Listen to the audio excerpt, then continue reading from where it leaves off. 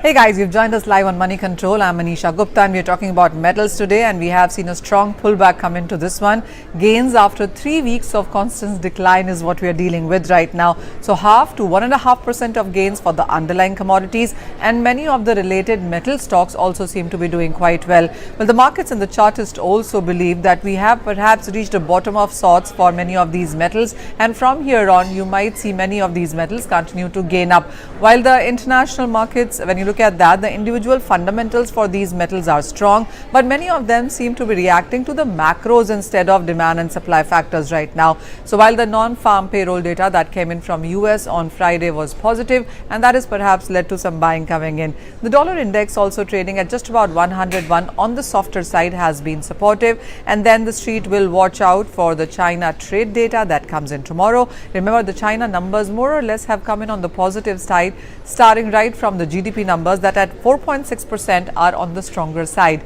And then trade will also watch for the inflation numbers that come in from China and US. That data comes in on Wednesday. So it's going to be a strong, loaded, data heavy Tuesday and Wednesday to look at. But there are more and more calls coming in suggesting that you don't go short in metals anymore. Going long perhaps is the strategy. As I said, the individual fundamentals are on the stronger side. So when you look at copper, we are trading off the 4-month lows. Copper is still 11% down from the kind of highs that it made in the month of January, but the LME inventories are the lowest since 2005.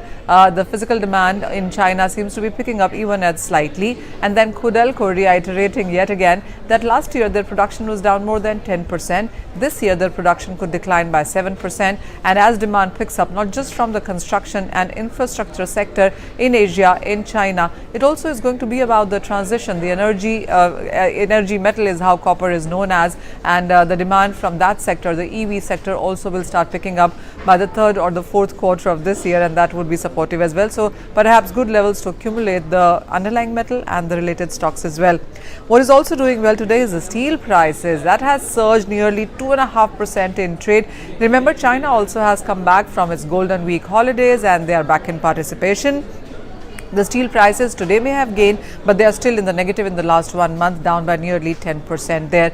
And there is one metal which is not doing at all well, and that is iron ore. We are trading at a 5-month lows on this, as there are enough inventories into the market. The supplies have increased from companies like Rio Tinto and Vale, and as we look at steel demand going is where you will see support from iron ore. Most banks and brokerages globally also believe that iron ore perhaps may be near its bottom as well. The risk reward ratio definitely points on iron ore prices as well, seeing some support there. Not too many people are bullish on this one, but they believe that the decline may already have been done here. Another thing to watch that the markets will see is also the dollar index. As of now, 101 is where we are trading, but here as well the expectations are that you could see further declines come in for this one. If a break comes in for 100, you could be going into double digits as well. So